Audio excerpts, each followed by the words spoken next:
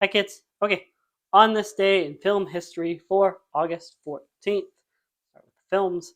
1951 is the release of A Place in the Sun, a George Stevens directed film starring Montgomery Clift and Elizabeth Taylor and Shelley Winters. Can't forget Shelley Winters. It was nominated for 9 Academy Awards. We won 6 of them. The biggest one of those, most of them were cinematography, and I think Edith had one for costume design, was Best Director for George Stevens.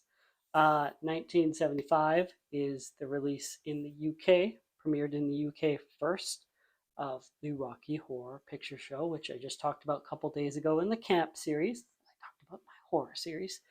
It wouldn't premiere in the States until September 26th.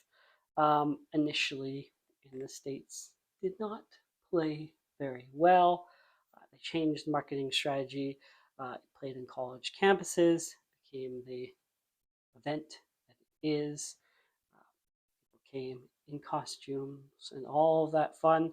It was also a midnight movie. I think it was paired up with Brian De Palma's Phantom of the Paradise, which is a pretty good double feature. It had the longest running release in, I think, is it Universal who released it? Anyways, in their history, yeah, became the cult classic, the camp classic that it is. Time warp again. I talked about it more in that video. And then let's talk about some birthdays. 1945, birth of Steve Martin, that wild and crazy guy. Started his career as a comedy writer, Smother Brothers Comedy Hour, and then stand up, Saturday Night Live appearances, comedy albums, and then that becomes the stadium tour. And then the only other place he could go from once you're playing stadiums is to start making movies. So he's the jerk. Planes, Trains, and Automobiles. Yeah. What else? Father of the Bride. Roxanne. Steve Martin. You know who he is. 1945 is also the birth of Wim Wenders. Maybe not a wild and crazy guy. So he's also 78. He's a German filmmaker, director, artist, very artistic individual.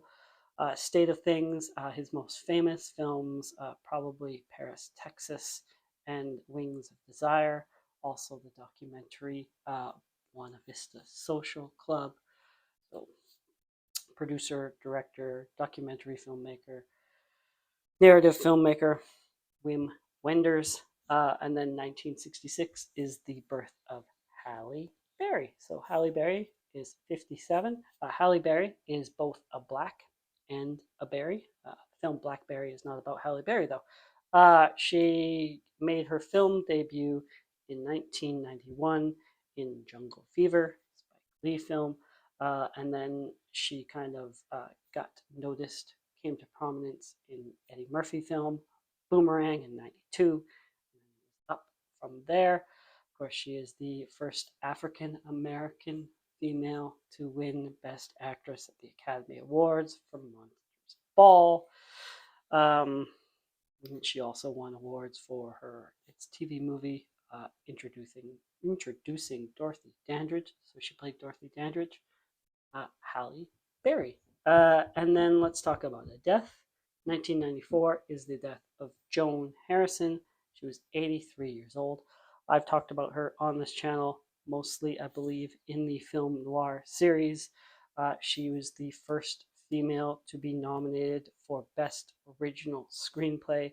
She is the first person to be nominated for both screenplay categories in the same year.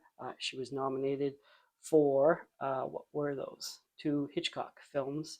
It's Foreign Correspondent and Rebecca. Both came out in 1940. Foreign Correspondent and Rebecca came out the same year. Talked about Hitchcock yesterday. She worked with Hitchcock a lot. Jamaica Inn, Suspicion, Saboteur, some of the other titles. And then she started producing. Talked about her in the video for Phantom Lady, that film noir. She was the first, she produced that, made her the first executive for Universal Pictures, Joan Harrison. Anyways, thank you for watching. Like, subscribe. See you tomorrow.